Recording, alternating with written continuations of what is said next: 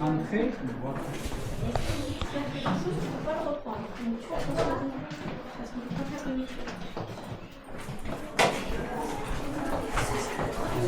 Non, il ne va pas prendre.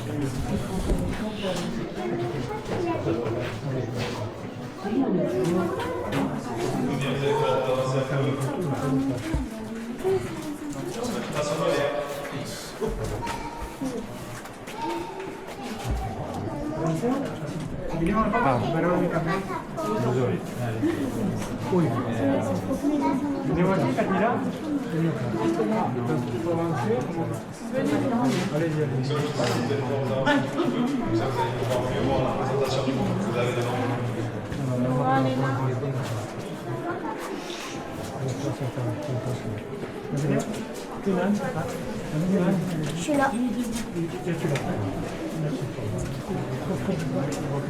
Allez-y.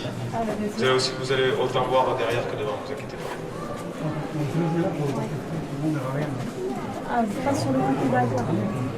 Bon, est-ce que tout le monde est là? Oui, oui, il n'y a pas de problème. Tout le monde est là?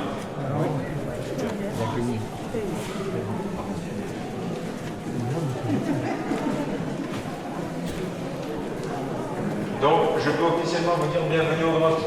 On va faire une visite qui va se scinder en deux parties. Une partie derrière vous avec la grande salle supérieure et une partie juste devant vous avec la descente des escaliers. On va prendre un petit bateau et un petit si tout va bien. Donc pendant la visite, je vais vous demander de garder vos enfants auprès de vous pour éviter tout accident, tout petit arrangement. On n'a pas de porte, sauf hier. Et là, je vais vous mettre la présentation que vous avez juste devant vous.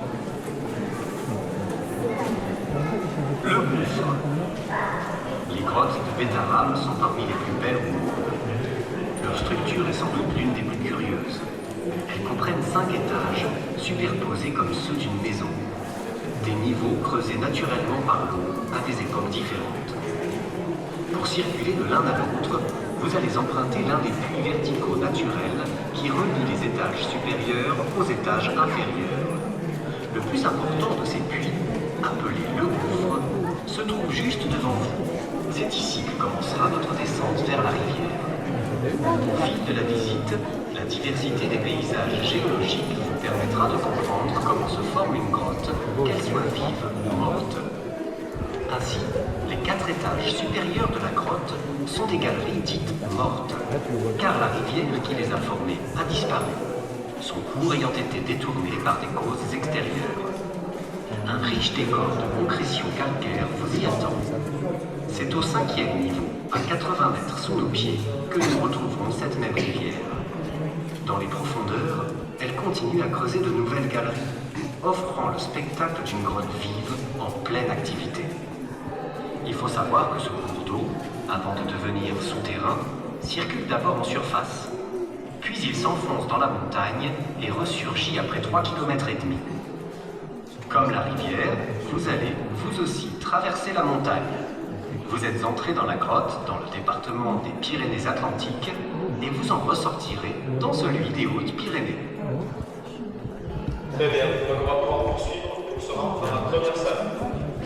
Juste a cheval sur le dos, il y a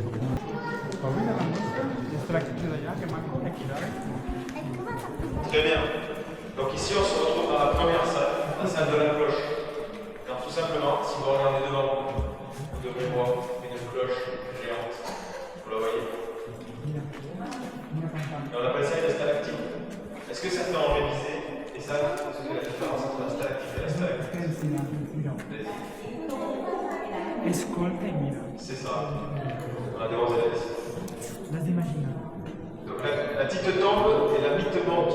Et qu'est-ce que ça forme quand ça se rejoint? Une colonne. Une colonne. Très bien. Et donc, si on lève un petit peu la tête, vous pouvez voir juste ici le premier lit de la rivière. C'est le lit primitif. Donc, il faut s'imaginer qu'à un moment, dans cette grotte, tout était rempli du gouffre jusqu'ici. Tout était rempli. Donc, l'eau a creusé la roche pour former ça. Je vous mets l'explication de la cloche. La cloche. Vous êtes dans la grande salle, face aux premières formations calcaires. Impressionnantes, parfois bizarres, leur forme évoque souvent des monuments, des personnages ou des objets. Comme cette remarquable cloche géante, face à vous, tel un dôme suspendu dans le vide. C'est une stalactite creuse de dimension monumentale. Comme toutes les concrétions, elle doit sa formation au patient travail de l'eau. Observez le ruissellement sur les pourtours de la cloche. Goutte à goutte, imperceptiblement, il continue à en façonner la coupole. Le principe de formation des concrétions est simple. En traversant les roches, chaque gouttelette dissout et emporte avec elle une infime quantité de calcaire, précisément du carbonate de calcium. Lorsque la goutte d'eau se retrouve à l'air libre, le calcaire qu'elle transporte se solidifie et forme un petit dépôt au plafond de la grotte. C'est le début d'une stalactite. Le même phénomène se produit au sol. En tombant, l'eau dépose à nouveau des particules minérales qui donneront naissance à des stalagmites ou à d'autres types de concrétions aux formes plus arrondies. Le processus prend plusieurs siècles pour former une concrétion. Parmi les merveilles de cette salle, remarquez sur votre gauche cette grande stalagmite blanche que nous appelons ici la mosquée. Un peu plus loin, une stalagmite à deux pointes surnommée le minaret. Regardez maintenant au-dessus de vous ce plafond exceptionnel sculpté par l'eau. Vous observez d'une part une partie lisse et encaissée qui est la trace du lit primitif de la rivière, et d'autre part la surface en lapiaz à l'aspect spongieux creusé de sillons évoque pour certains la voûte gothique ouvragée d'une cathédrale anglaise. Très bien. On va pouvoir continuer. On va voir si vous avez un peu d'imagination. Tout le monde bien voir. Donc pendant la visite, vous allez pouvoir avoir des stèles comme celle-ci. Là, oui. Donc là, si on regarde un petit peu autour, on peut voir. Ici, on peut voir la mer. Avec le menton, le nez, le chignon, ou le nez dépassé. Ça dépend plutôt de joli. Juste ici, on peut voir un grand château fort avec une imagination. Sur le plafond, une chauve-souris qui déploie ses ailes. Ici, des pieds de l'électricien qui restent bloqués.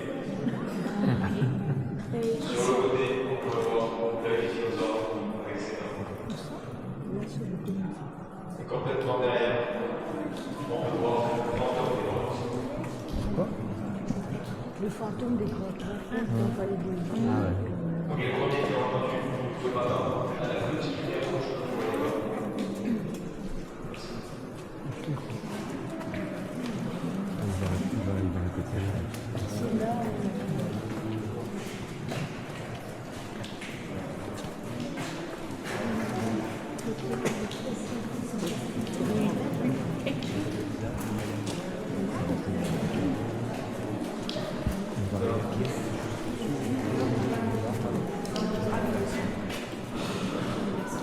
Donc juste ici, on peut voir que une petite statuette, vous allez en voir plusieurs dans la visite, 4 ou 5.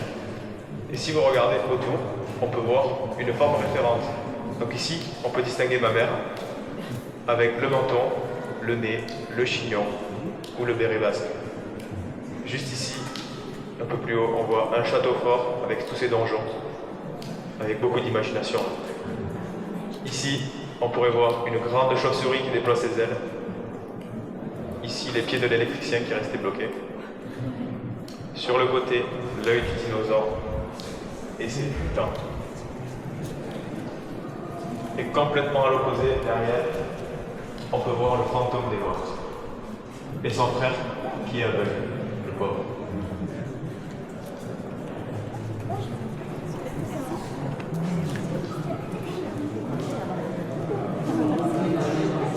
Très bien. Donc là, juste devant vous pouvez voir la plus grosse colonne de toutes les grottes. On l'estime à des millions d'années, mais on ne peut pas être plus précis, tellement c'est complexe à estimer. Et on peut distinguer donc deux parties. Une partie juste ici, très irrégulière et beaucoup plus aléatoire, et une partie ici, lisse et bien plus régulière que l'autre. Tout ça, c'est dû à l'écoulement de l'eau qui ici a été rapide et qui a tombé directement dessus, alors qu'ici, l'eau s'est écoulée dans quelque chose de beaucoup plus lisse et esthétique. Ici, on se retrouve totalement derrière, on voit la mascotte des grottes, la fameuse colonne d'information. Donc là, on va faire un peu de notes. Je sais que vous avez ça vraiment en avance. Entre la stalactite, il y a environ 50 cm. Sachant que l'espace entre les deux se réduit d'1 cm par siècle, au bout de combien de temps on se retrouve.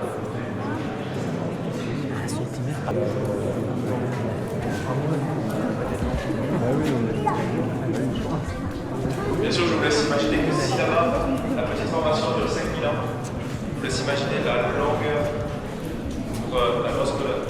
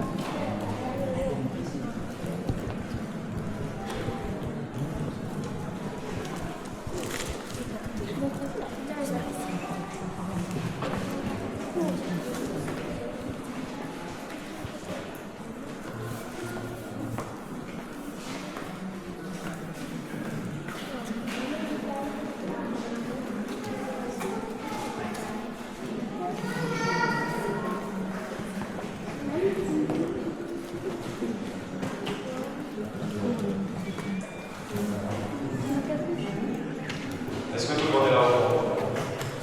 Les derniers sont arrivés?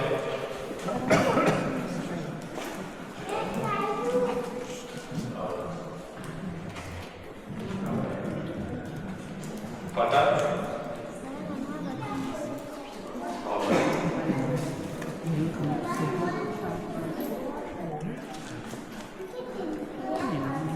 Donc, on se retrouve ici dans ce qu'on appelle la plus belle salle des grottes. On va avoir l'explication sonore juste ici en haut. Mais on s'arrête ici pour pouvoir voir de plus près ces petits bassins qu'on appelle des cours. Celui-ci c'est le plus gros, qu'on appelle le cours des naïades. Et si vous avez pu voir sur le côté, il y en a une accumulation de tout petits bassins ici. Et sur les parois ici. Tout ça, c'est dû à l'écoulement de l'eau. En fait, la montagne a filtré de l'eau qui a fait pleuvoir du plafond. C'est pas très français. Et donc, pour former ces petits bassins, ici, elle n'est pas potable. À l'étage inférieur, on la considère potable, mais il y a encore des tests qui sont en cours. C'est la question que je me Juste pose. ici, on peut voir une fenêtre de théâtre. Ah mais non. Vous pouvez passer la tête, mais que la tête. Sinon, après, j'attends un petit pourcent de tête. Non. Et sur notre passage, après, s'il y a plus un restaurant, on voit les noms des premiers explorateurs qui ont écrit leur nom avec le charbon de leur torche. On pourra voir Jean-Louis Lassus et dernière colonne de Laurent Saris. Les autres noms sont pas trop lisibles.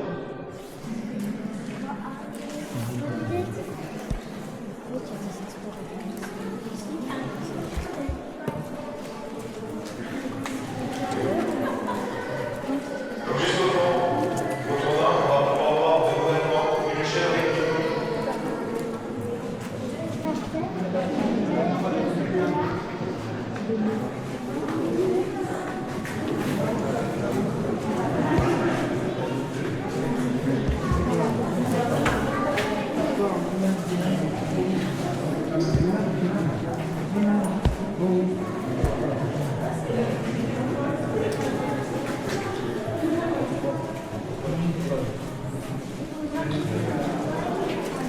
On ne verra pas beaucoup, mais...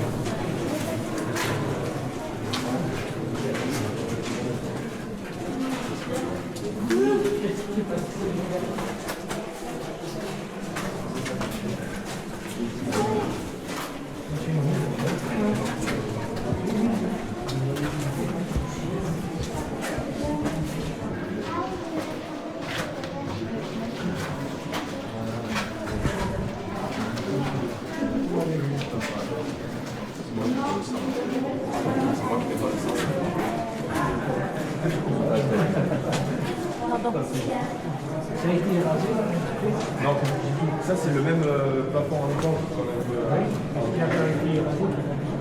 Non,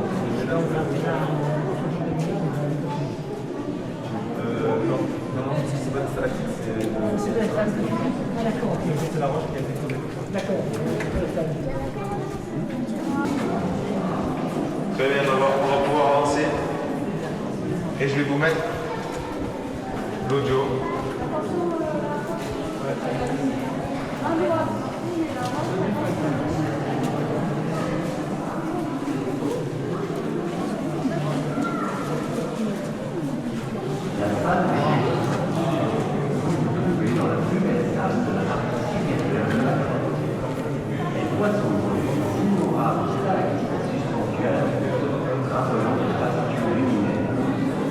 Le sol, lui aussi, présente un relief singulier.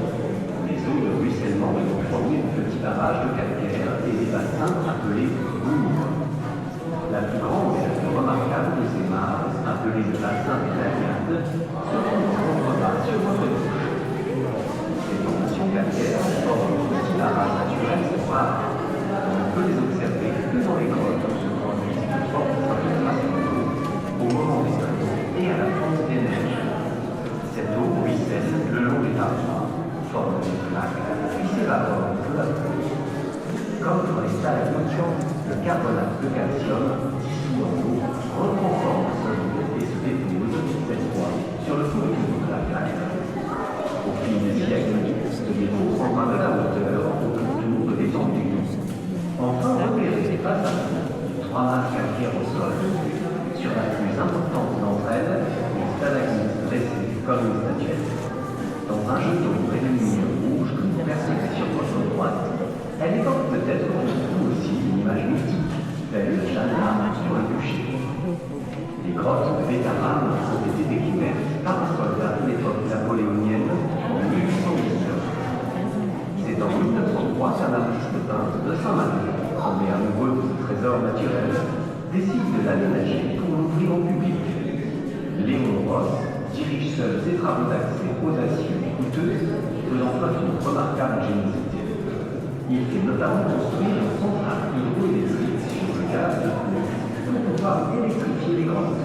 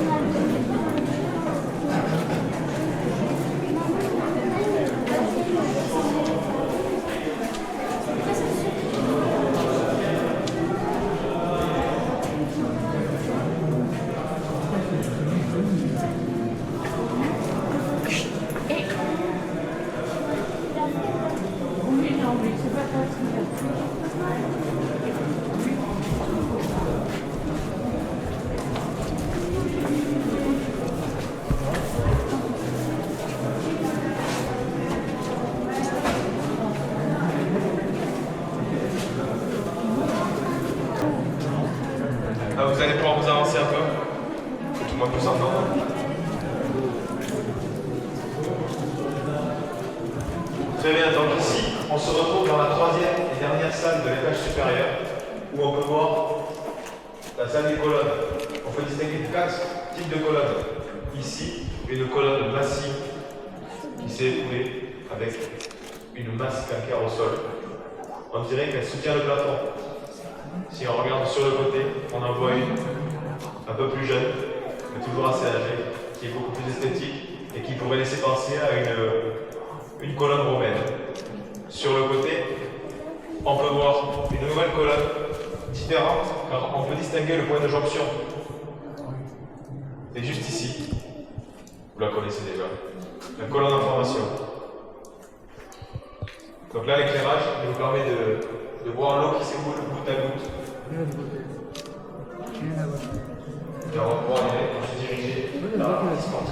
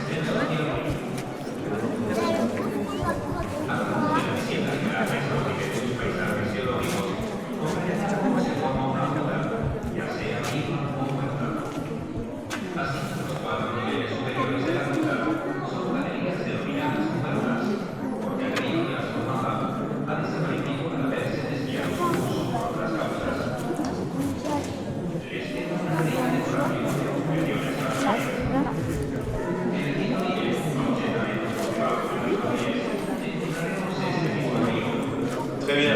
Donc là, on a terminé la première partie. Et on va attaquer la partie sportive. Qui c'est que vous avez ça?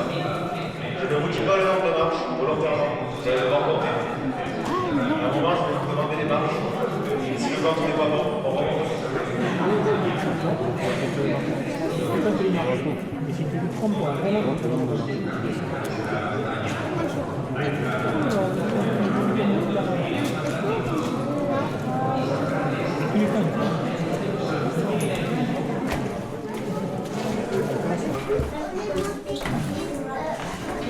on arrive en bas, ça y est. Oui. Oui.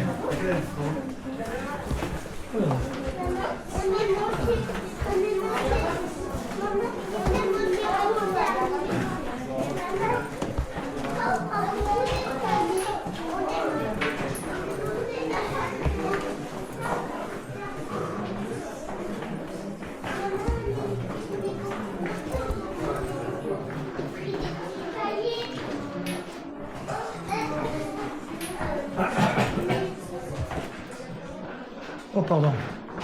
Ouais.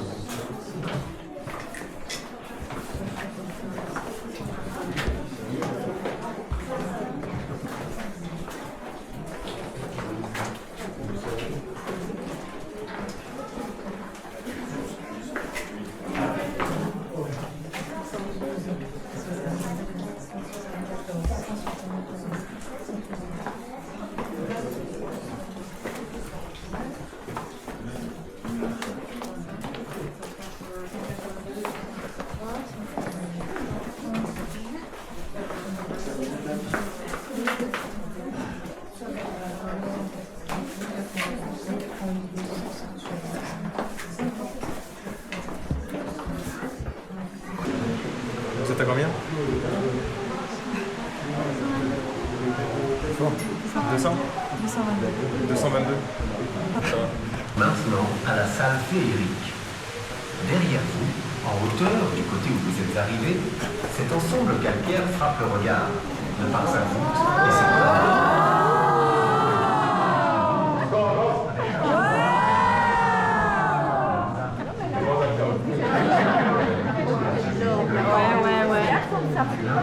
L'intérieur se jetait en cascade par cette ouverture. Lorsque l'eau s'est retirée pour couler plus bas, l'eau d'infiltration a peu à peu créé des concrétions calcaires en forme de colonnes. Juste à droite du cloître, 3 colonnettes, longues et fines. Elles donnent l'impression que stalactites et stalagmites viennent tout juste de se rejoindre, en particulier sur la colonnette centrale, dont le point de jonction est encore très étroit. Encore un peu plus à droite, vous allez découvrir une autre silhouette surprenante. Ces 2 colonnes qui rappellent des jambes humaines sortant de la voûte. Vous distinguerez même la forme d'un genou. Veuillez maintenant vous tourner vers le côté opposé de la salle. Voici le chaos. Un vrai décor de théâtre. Au fond de ce décor, légèrement sur la droite, remarquez ces colonnes jumelles, terminées en torsade, que l'on nomme ici la torsade Saint-Pierre. Vous êtes à présent au milieu de votre visite. Il vous reste seulement une quarantaine de marches à descendre. L'étage inférieur, vous remarquerez peut-être une légère baisse de la température ambiante. Alors qu'elle était de 14 degrés au niveau supérieur, elle s'abaissera à 12 degrés. Ces températures restent constantes, été comme hiver, ce qui explique que les premiers hommes aient trouvé refuge dans les grottes profondes. Très bien. Donc on va pouvoir y aller. Là pour les premiers, vous pouvez m'attendre à peu près 40 mètres après l'escalier. Bon, il y avait combien de marches en réalité Moi j'ai encore une bonne et une mauvaise nouvelle. C'est que la mauvaise nouvelle, c'est que je vais partir parce que vous allez. Les 200 mètres. Attends, laisse passer la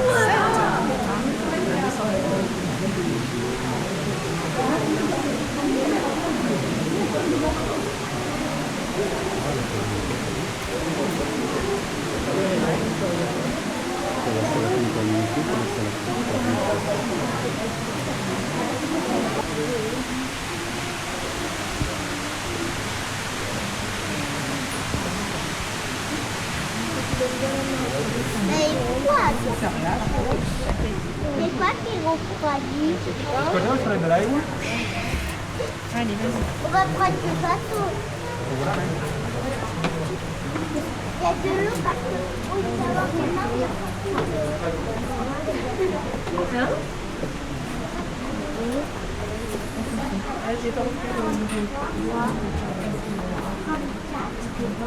On était à 227.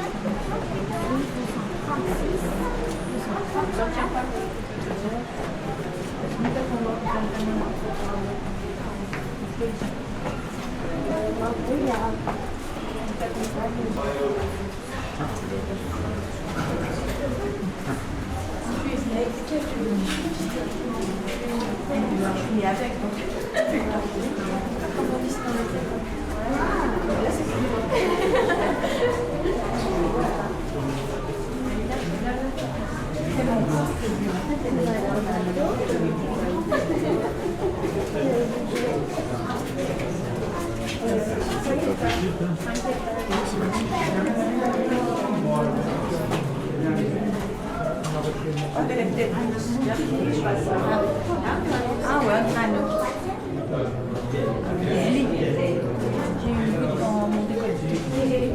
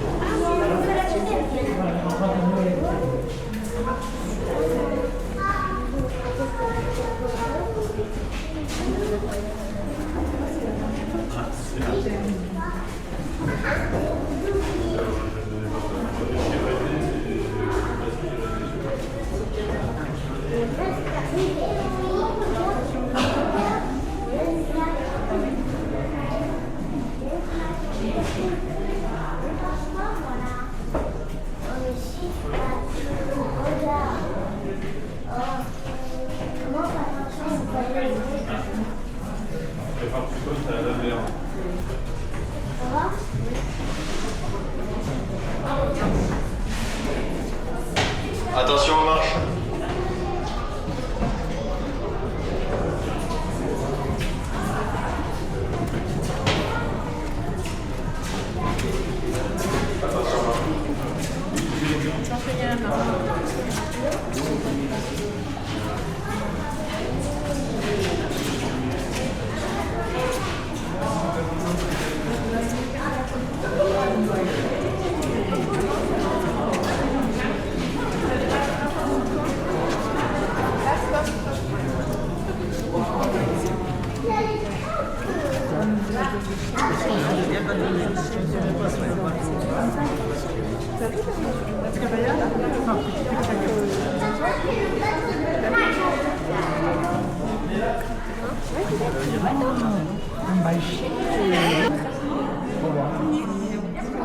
Donc là on est parti, il y a des collègues qui rentrent. Et on se retrouve au point le plus bas de la piste. On est à moins 80 mètres de haut de la montagne. Et juste ici, on a 60 mètres d'hauteur sous plafond. Donc c'est assez belle. Juste derrière ou devant vous, on peut voir aussi des échelles. C'est des issues de secours. Donc sérieusement, c'est les premières échelles qui ont servi aux électriciens.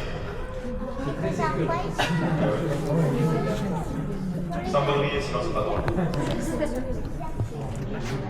Là, vous avez environ 1,5 à 2 mètres, voire 3 mètres de hauteur maximum.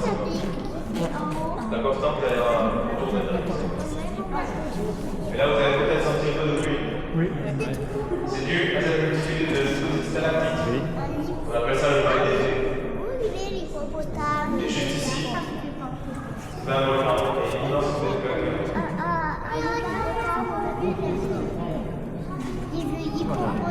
Ah, c'est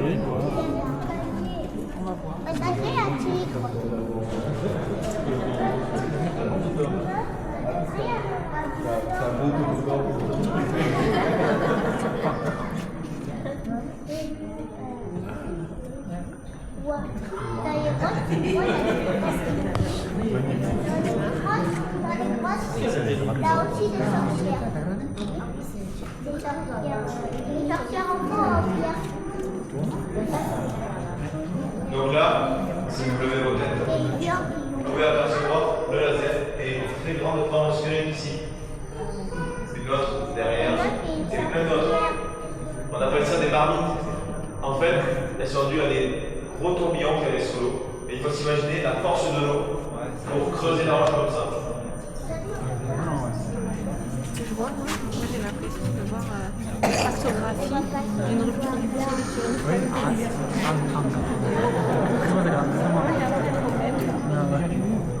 Je suis pas parlé.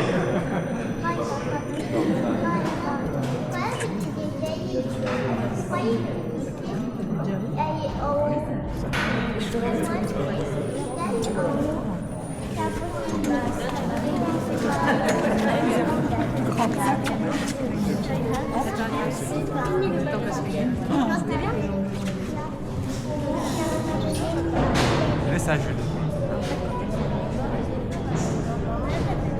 Ah, c'est vite, c'est pas dans le vent, il va attendre. On va pas trop loin. Oh, je veux.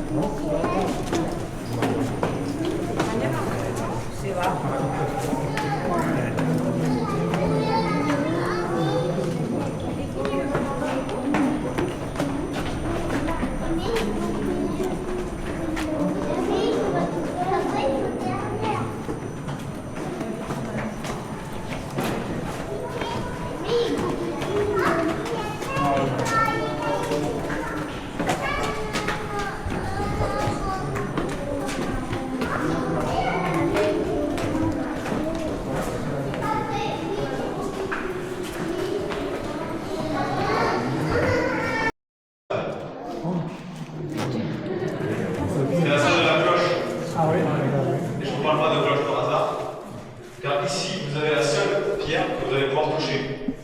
En fait, vous n'allez pas la toucher, vous allez l'attraper sans casser rien.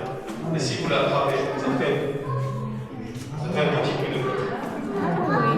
Donc vous pouvez y aller.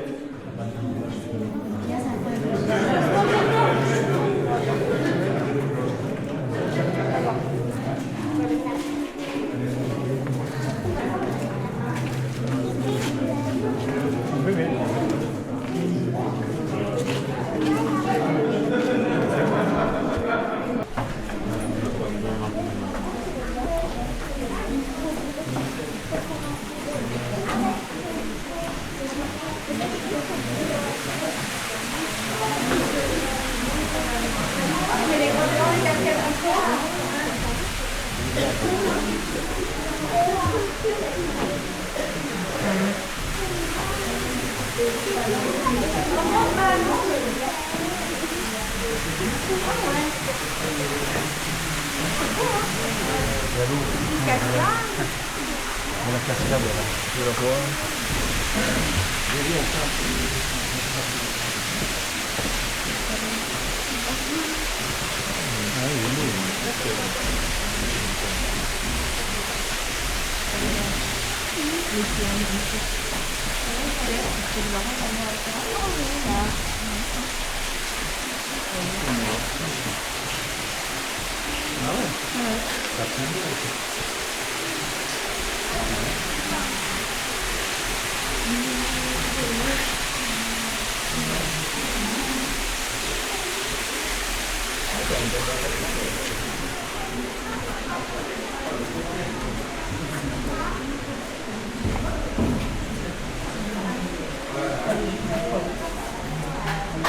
Mais est-ce que quand il y a la montée des eaux et tout ça, ça Peut-être que ça doit peut-être avoir plus d'eau ici. Bien sûr. Voilà, dans pas longtemps. Mais parce qu'on va peut-être sortir. Il va voir, on va pas remonter. Hein. Ça va sortir à un endroit plus bas.